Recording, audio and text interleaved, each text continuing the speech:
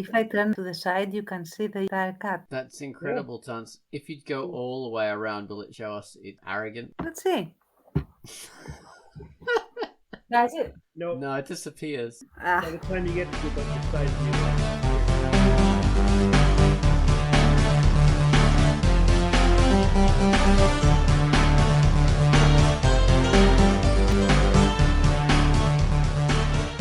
Hello and welcome to the Quackcast. This is Quackcast number 623. I'm Ozone Ocean, and with me as the very naughty Baines and Tanserine, who are madly flicking their little things, trying to get a big explosion.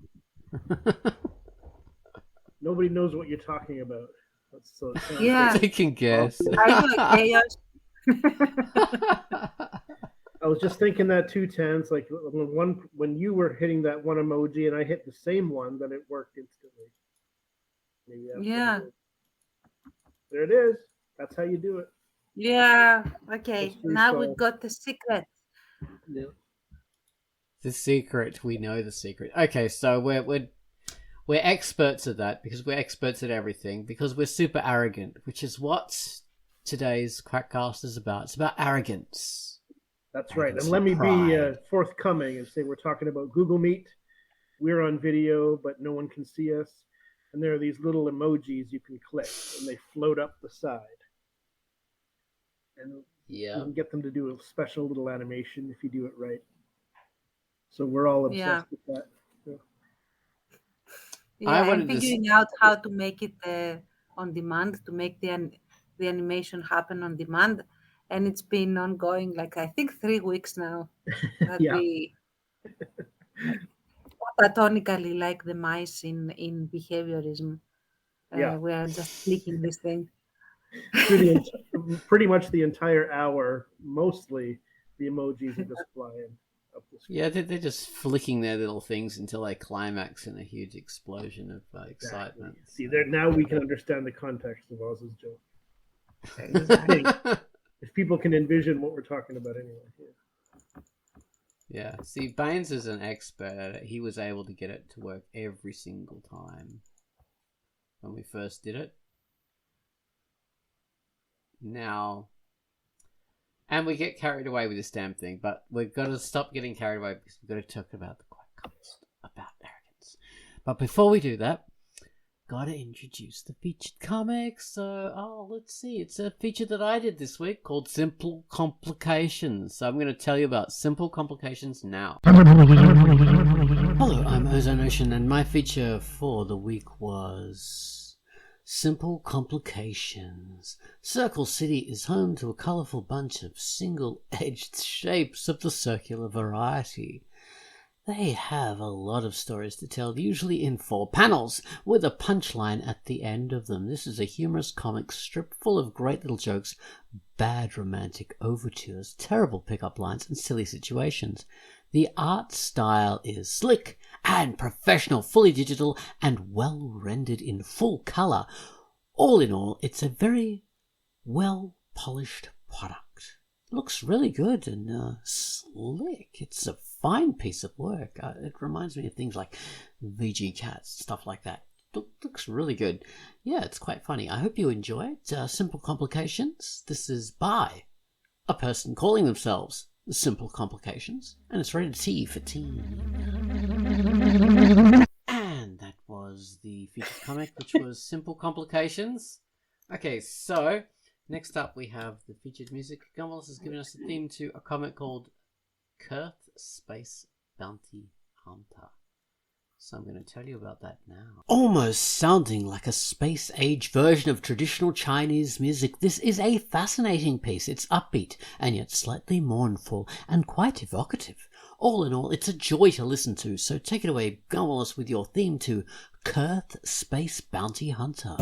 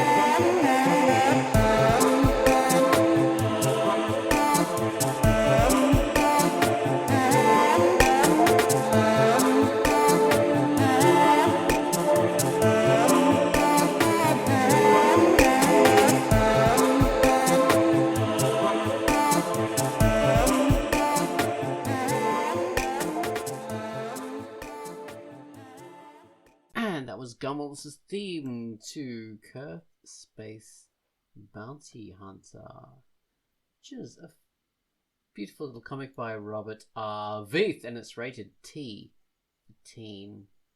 Okay, so now we're going to talk about arrogance. Arrogance. Tans, you're a tree stump. Nightmare fuel. Okay. Tans is doing weird things with her video. It's we should be recording this, but we're not. That's why Tanji is doing it. You should be a tangerine at the moment.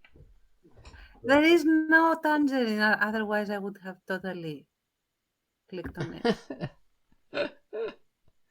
So yeah, arrogance.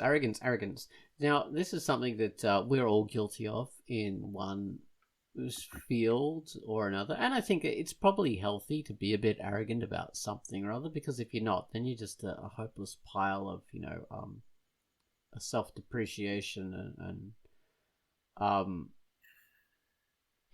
like a humble little puddle. So you've got to have some arrogance occasionally, as long as you don't let it go to your head and, turn into Donald Trump. Well, maybe as we get in deeper to the subject and later in the conversation, we can talk about the specifics, like arrogance versus confidence or whatever. Confidence. That's interesting. Yeah, arrogance versus confidence. and assertiveness and standing your ground when you have to. I mean, and the gaslighting that can take place by being accused of or accusing someone of arrogance when they're not actually being arrogant. Right. I have my thinking cap on and everything to do that. You're mortarboard. Okay, so yes, arrogance. It's an interesting subject, a fun kind of character trait. We talked about this in a little video that we did, where you can see me dressed up as a World War I fighter pilot.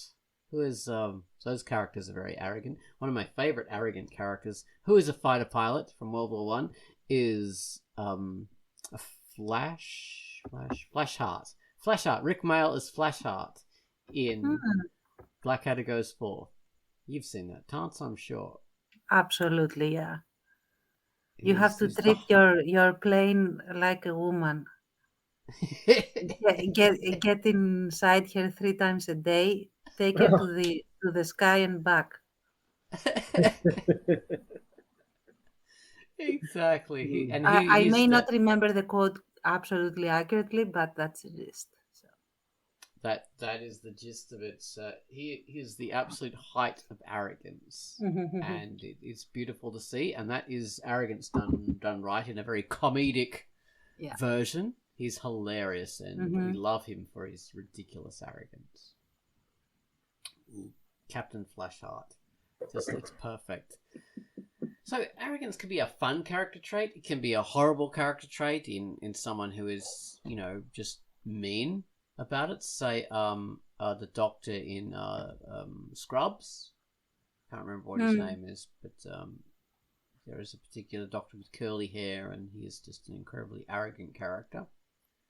That could be, but that's again another comedy. But he can be awful when he's arrogant. It can be a great trait in a really bad kind of villain. Say what was his name? The Sheriff of Nottingham, played by Alan Rickman.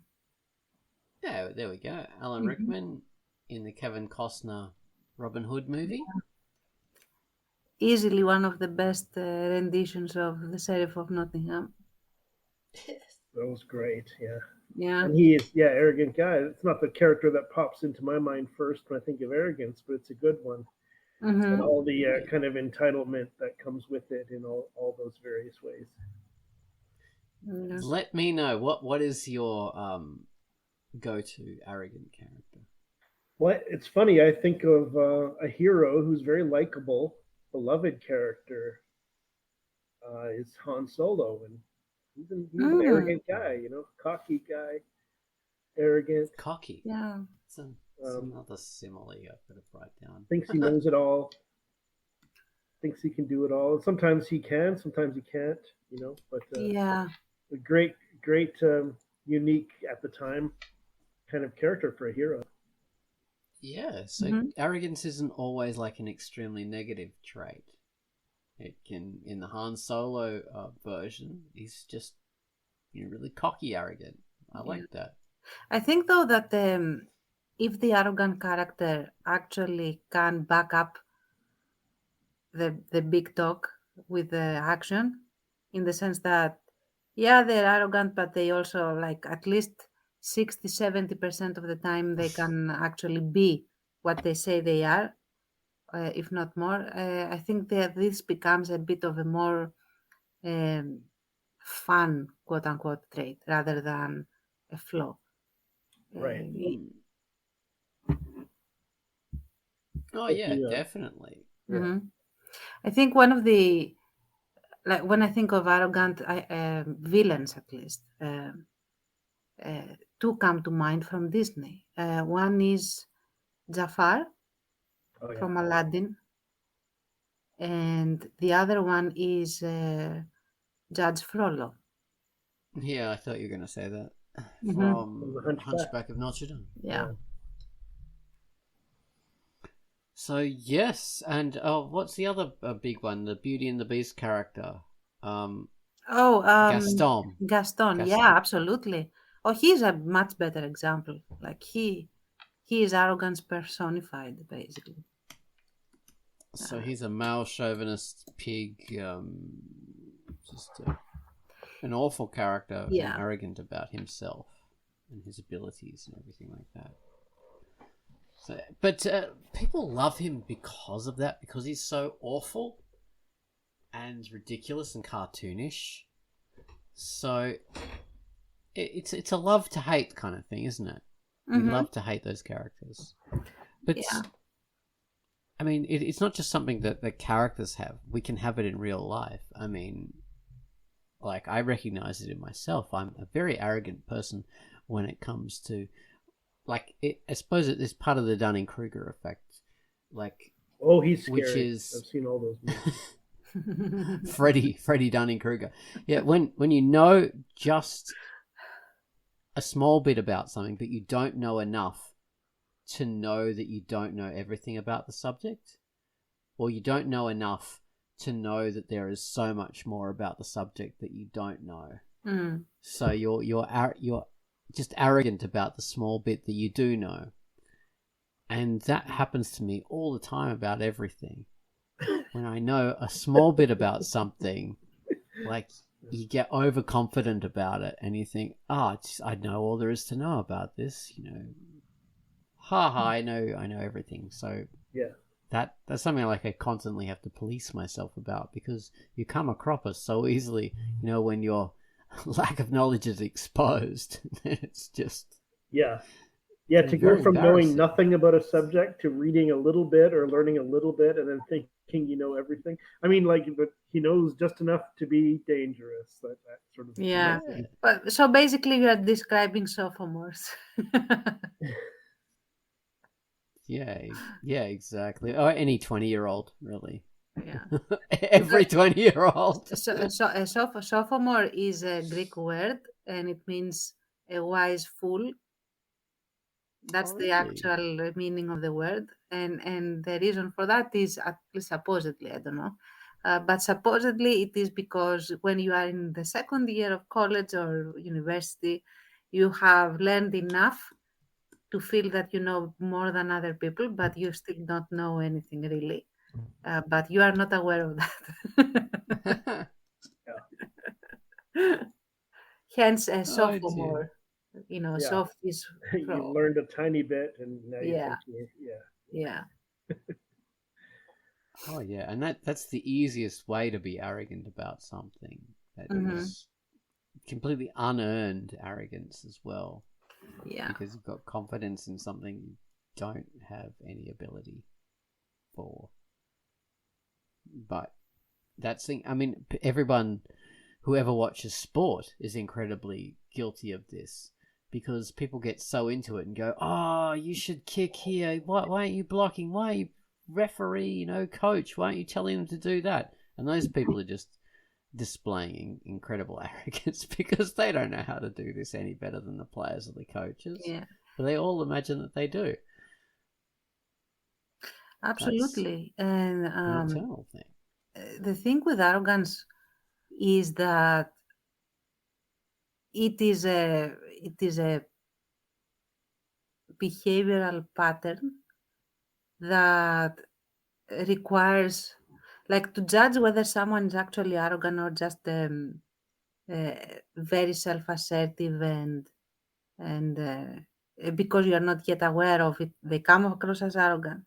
In order to evaluate if someone is arrogant or not, you have to see if they back up what they are saying with factual truth, in the sense that they say that they are the best in the field. Are they?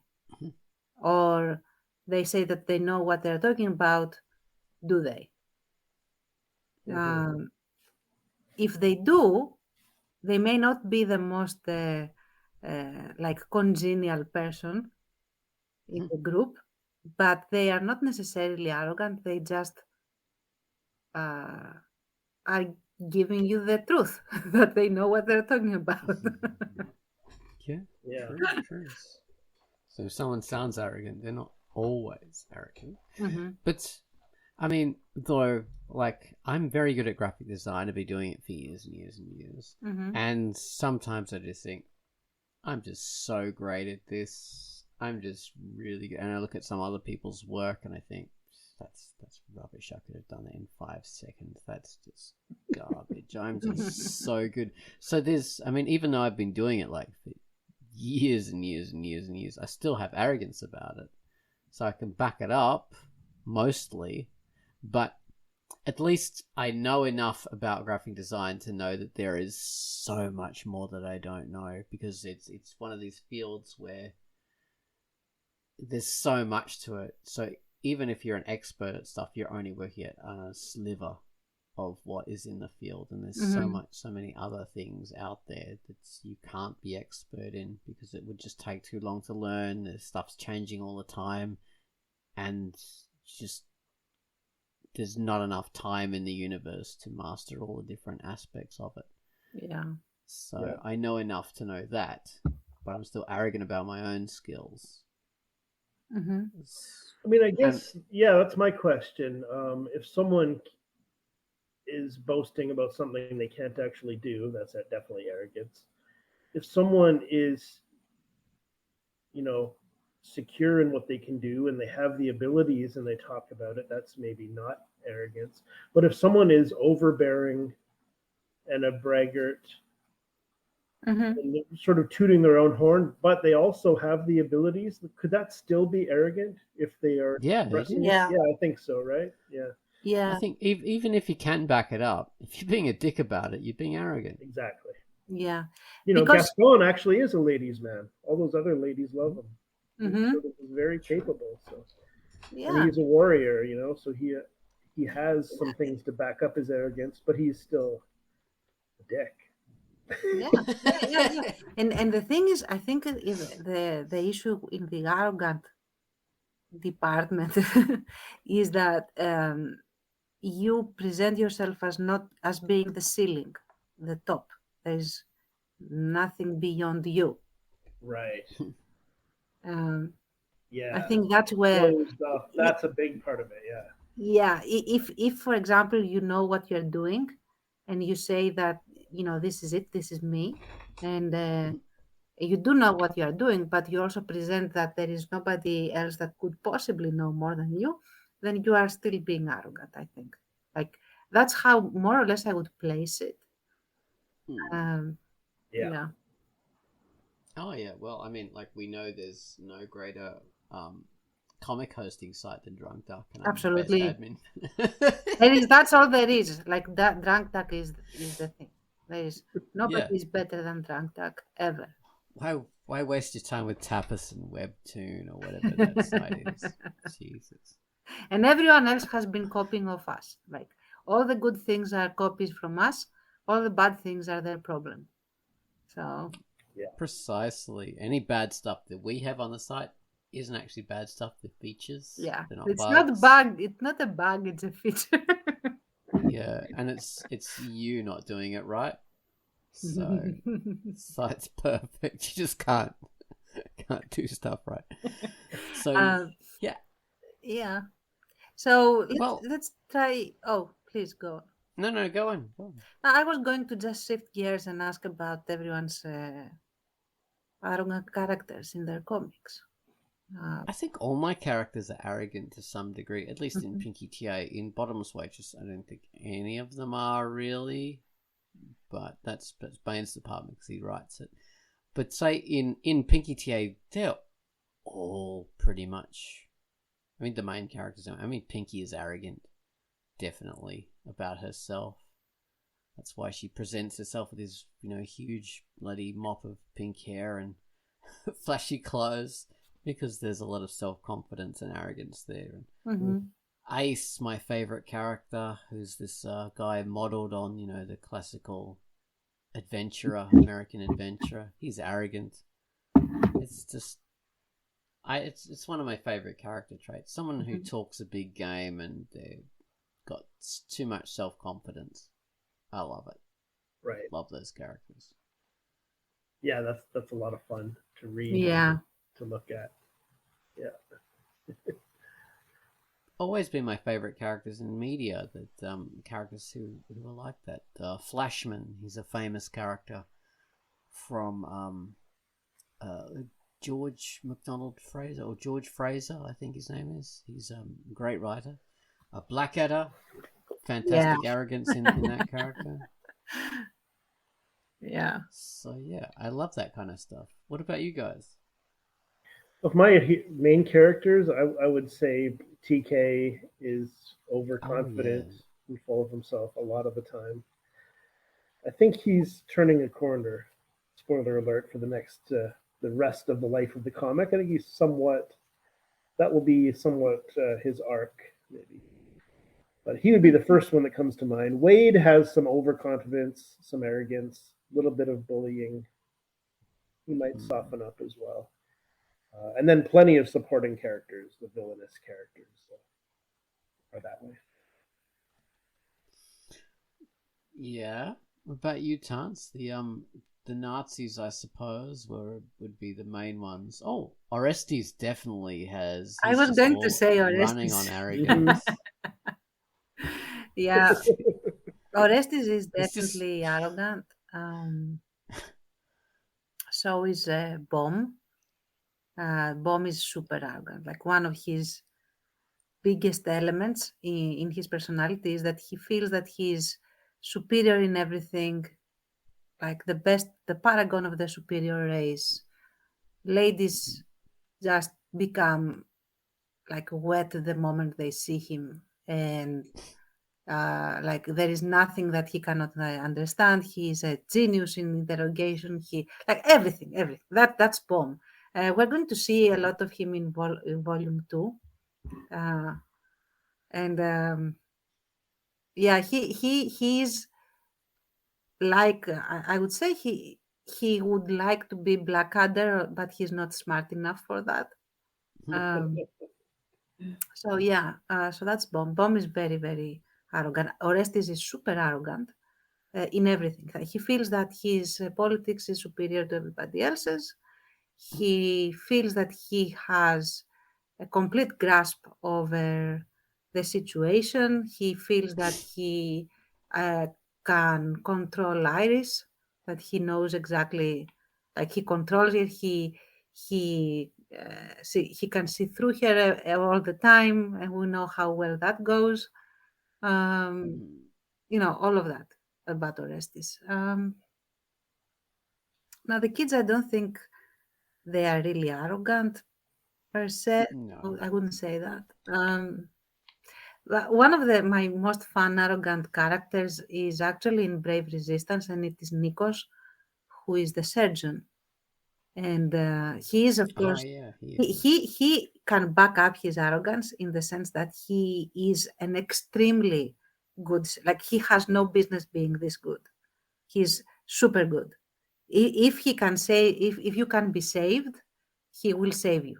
He's a trauma surgeon, and he absolutely blows his own horn as much as possible.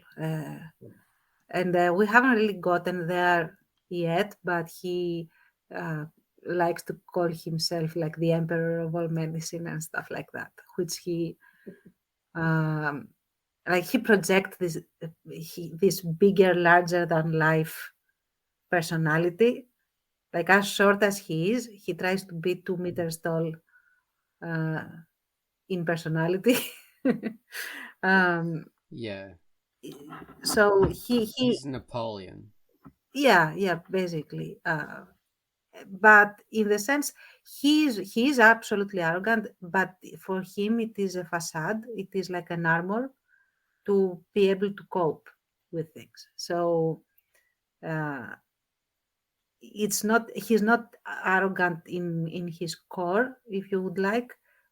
He will not do something that he doesn't feel that he can do, but he is not ever going to admit that. He is going to tell you that you do this because I'm too good for that, stuff like that. And I really like him.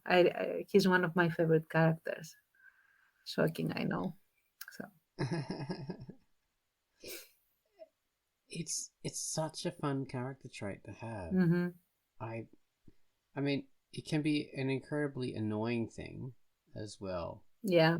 Especially when it's even more annoying when someone can back it up, Yeah. Because there's nothing you can say against them then. It's not like, see, he's full of shit. He's full of crap. Because when they can back it up, then there's no comeback. It's there's no stopping them. They really are that good. So a character like that is Dr. Cox from Scrubs, which is a popular sitcom about doctors. And he is incredibly arrogant about his own abilities. But unfortunately, he can match that completely with his skills because he really is as good as he says he is. Yeah. So even though he's a dick about it, what can you do? Yeah, I mean that's the thing with if you can walk the walk and talk the talk, then people are just saddled with you being obnoxious. Yeah, that does make for a more dimensional character. Like that is a more fully realized character. Yeah, like it's a lot of fun and easy to have like sort of the obstructive bureaucrat type character. Those are great. And that's a trope where the person has all this institutional power, but they're kind of in a bubble, they're clueless. And so it is satisfying to see them hit the wall and be proven wrong and like, no, you have no idea what you're talking about. But it's nice to have a little more, depth. Like an arrogant person, usually in real life, probably does have some idea what they're doing. There's reason. Yeah. And that's a big issue that I wanted to explore more in the second volume of Without Moonlight, because there will be certain arrogant people that clash with each other, but we haven't really met. I mean, we know Bomb. Bomb is like the stereotypical arrogant, but what in Greece we call an empty tin, in that they make a lot of noise, but they have no content.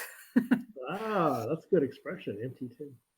Yeah, if someone says that someone is an empty tin over here, it's considered that, you are loud, but that's all you are. Nice.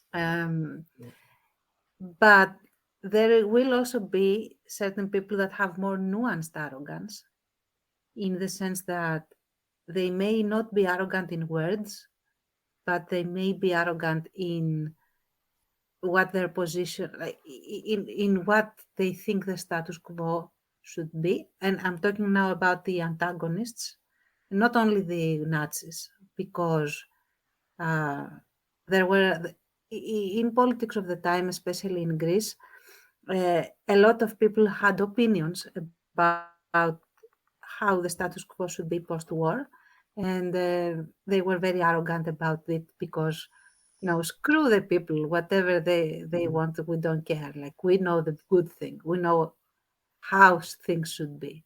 So I'm going to explore that a little bit, and also how it is to class an arrogant person with a non-arrogant one that is also as amoral, and as determined to make it big as you.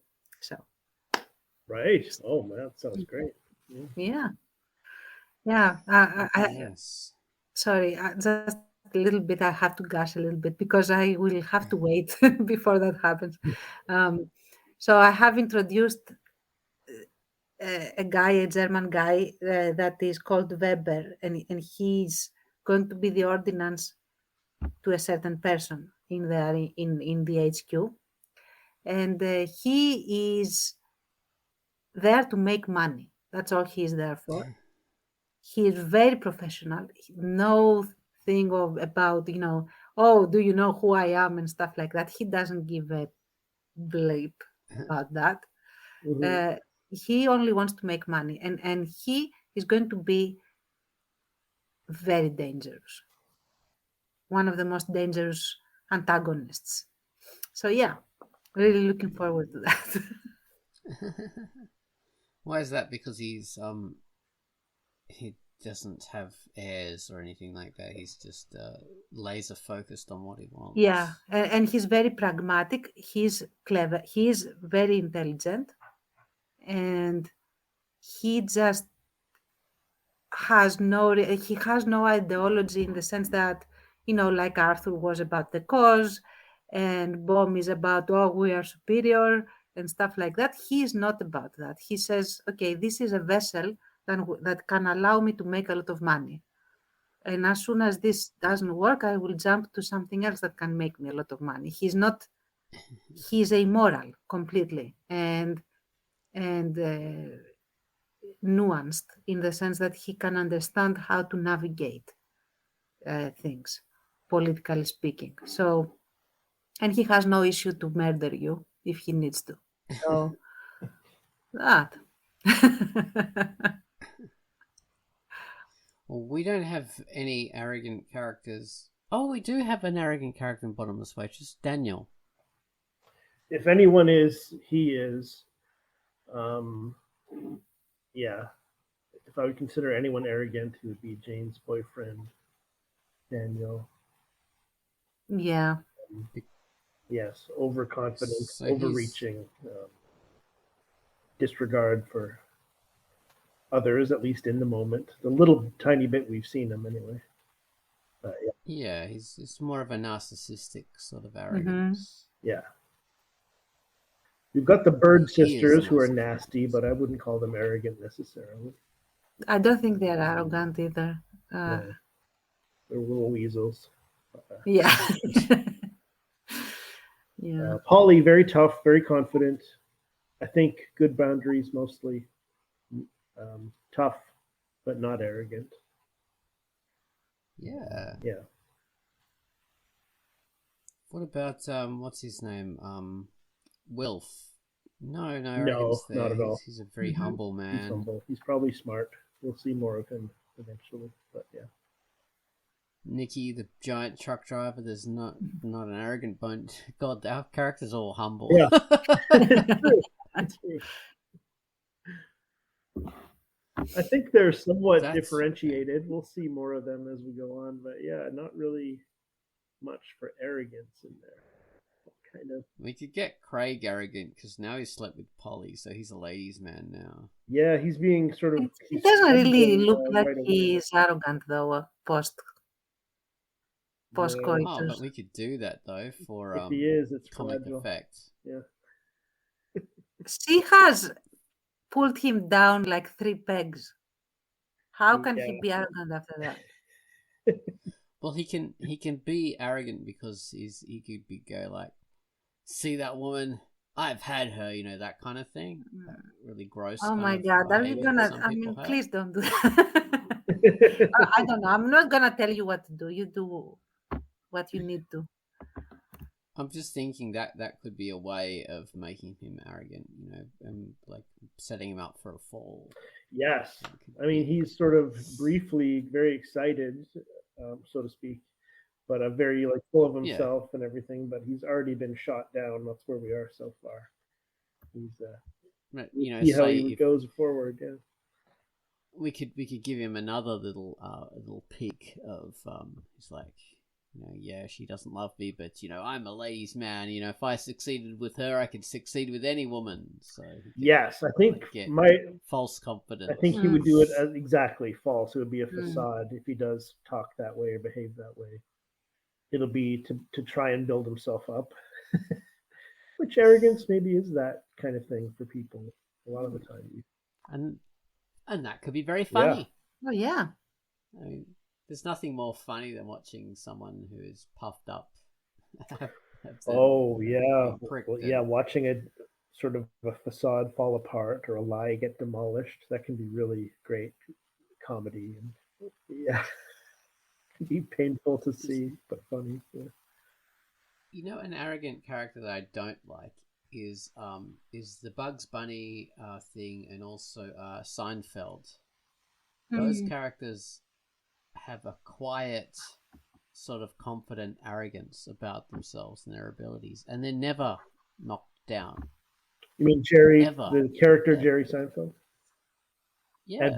I mean, Jerry is sometimes knocked down, but rarely. Often not, yeah. But Bugs Bunny never is. That's right, yeah. Yeah. Well, on the other hand, though, do you want Elmer to succeed, though? I mean, you have an obnoxious character versus another obnoxious character. They are both terrible, but at least one is trying to survive. I'd like to see Daffy succeed when Daffy versus. Oh, okay. Because Daffy Duck is like George Costanza. I was going to say Daffy is the arrogant character who never wins, and Bugs is the arrogant character who always wins. Yeah. Yes. And it would be good to see Bugs get his comeuppance from Daffy, at least. Another one is Foghorn Leghorn. He is incredibly arrogant about himself and his place in the world. But sometimes he loses, and sometimes he doesn't. So there's an up and down with that character. So he strikes a good balance. Do you remember Foghorn Leghorn? He goes, I say, boy, I say. I haven't seen that or read that one. Oh, he's hilarious. You have to. I will absolutely. I will Google him right after this. But how about the Sicilian in Princess Bride? Oh, the Sicilian. Oh, that's beautiful arrogance. Yeah. Yes. Never mess with the Sicilian. Inconceivable. When death is on the line. Oh, it's my favorite quote, that one, from that thing. Even more than my name is Inigo Montoya. Yeah. You killed my father. Prepare to die. Yes. You've fallen for one of the classic mistakes. Never. The first one of which is don't get in a land war with Russia. The second little known one is never get in a battle of wits with a Sicilian when death is on the line.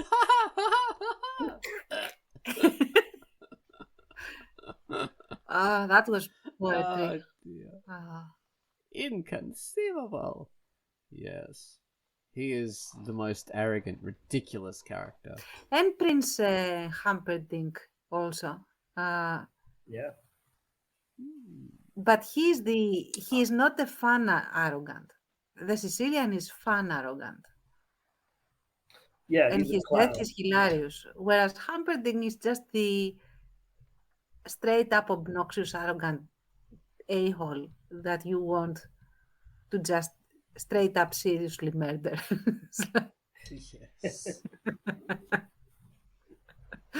But because of that, when he does get his comeuppance, it's even more hilarious. Yes. and you're going, oh, finally, he's getting what's coming to him. When he just cracks, almost starts crying. Yeah. Because of the threats that Dread Pirate Wesley puts against. I really like that scene where he's lying on the bed because, of course, he's only mostly dead or something, and then he manages, to have this uber effort that he gets up and points his sword at Humperdinck and says, "Drop your sword." And he just drops everything. Oh my god, I have to watch that again now. Yeah. Oh, it's a perfect film. They didn't need to make any more films after they made that one. So it's the only story that ever needs to be told. Oh, it's genius, yeah, Princess Bride. The six-fingered man is incredibly arrogant about his abilities. Played by Christopher Guest, I think. Yeah. He's incredibly arrogant about his torture machines and his abilities to extract. Well, he doesn't bother extracting information. He's just experimenting with torture. That's all he does. Yeah. But and he gets his comeuppance from Inigo Montoya, of course. Of course. And you have this incredible lead up, and you're expecting this epic sword fight. And they square off against each other, and then he runs away. Yeah.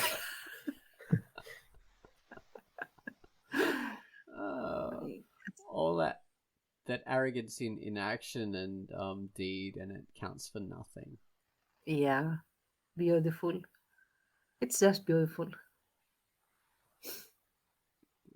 It's perfect. A film about arrogant people getting their comeuppance. And I don't think Wesley is ever... See, now Wesley is a good study in a character who is confident rather than arrogant.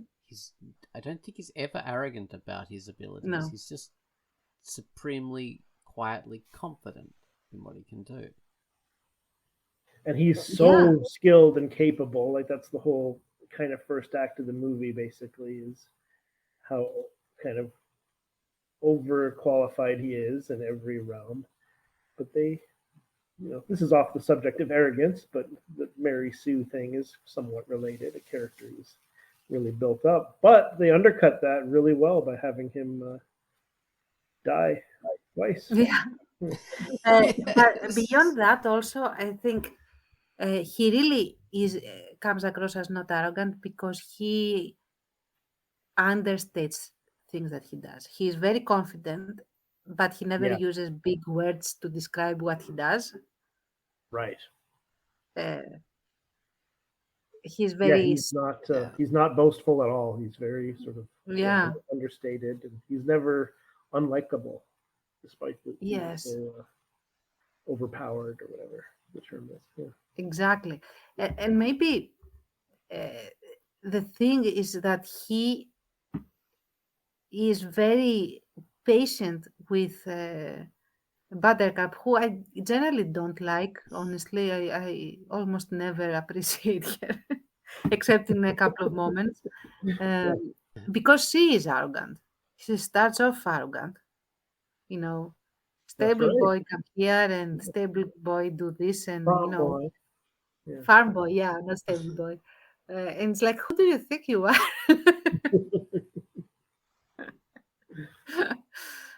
So. Yeah, and she has, Prince Humperdinck loves her, so that's another kind of massive boost for her self-esteem. Or seemingly, anyway. Yeah. Yes. She's kind of grieving for Wesley, who just disappeared. So, it's all right for her to fall into the arms of Humperdinck. Yeah. But it's a great study on different kinds of arrogance. That film, it's perfect. It really is. But there's confidence and arrogance. So say like what's his name, Indiana Jones. Arrogant. Really? Mhm. Arrogant. But Oh. not arrogant. You know what? Arrogant Hmm. in certain areas, not all of them. Like the way he approaches and he talks to women is arrogant, in my opinion. But the way that he approaches, quote unquote, I mean, there is nothing scientific about this, that he approaches his thing, that the treasure hunting and stuff. I don't think that he's arrogant there. Yeah.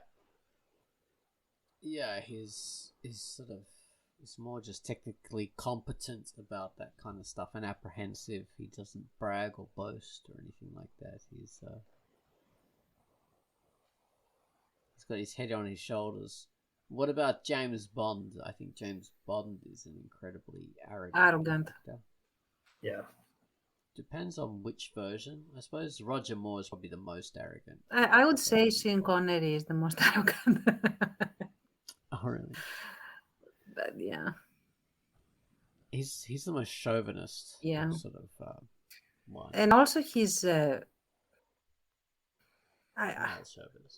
if you really pass down what he does, I mean, where is his skill really exactly? Because everyone is dumped down to make him look smart and efficient, and then you have a gazillion gadgets that do a lot of work for him, and he has helpers that also do. I mean, I don't know. I don't feel that it doesn't convince me very much that he is very skilled.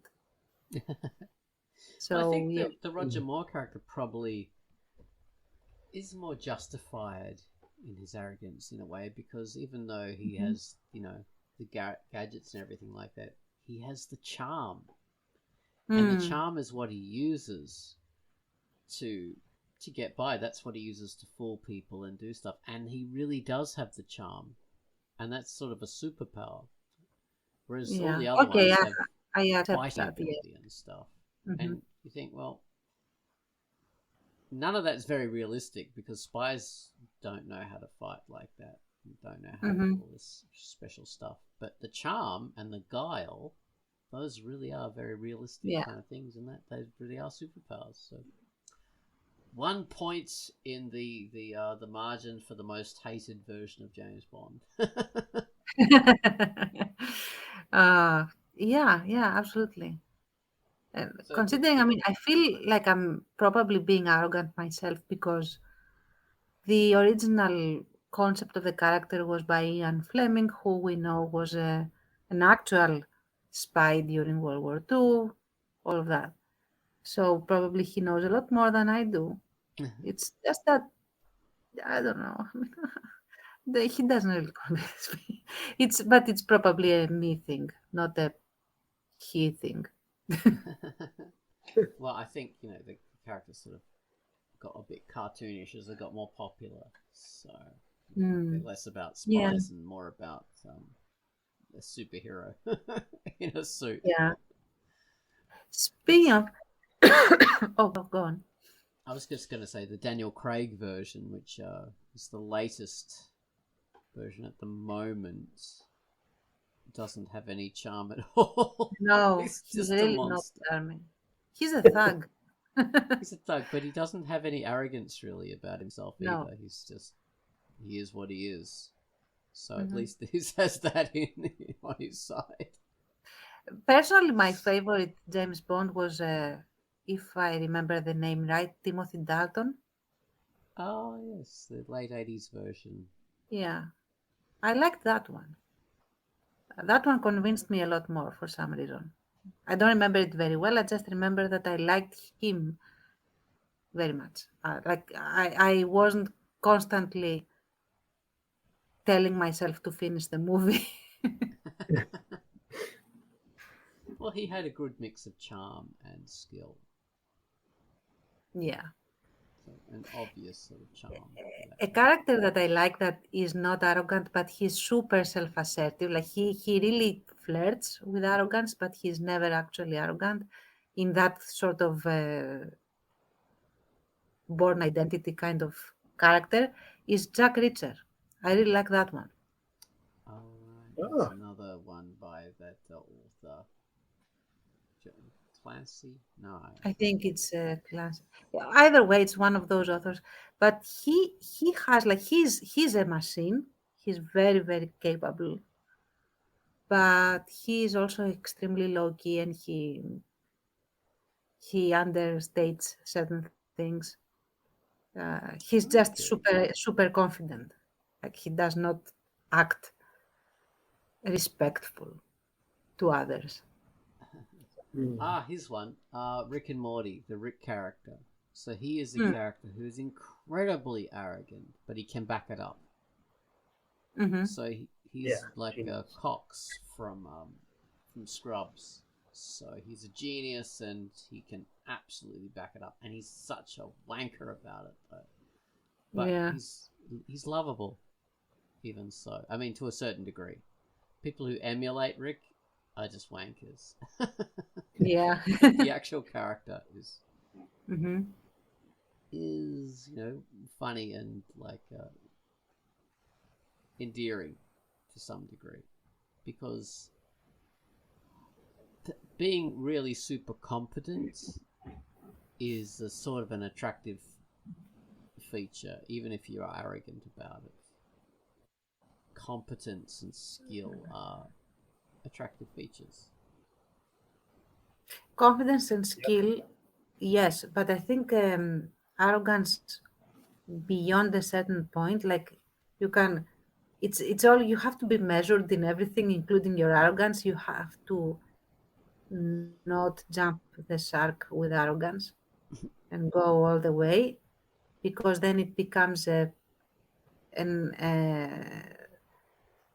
off-putting trait, even if you can become back an it up. asshole, like Donald Trump.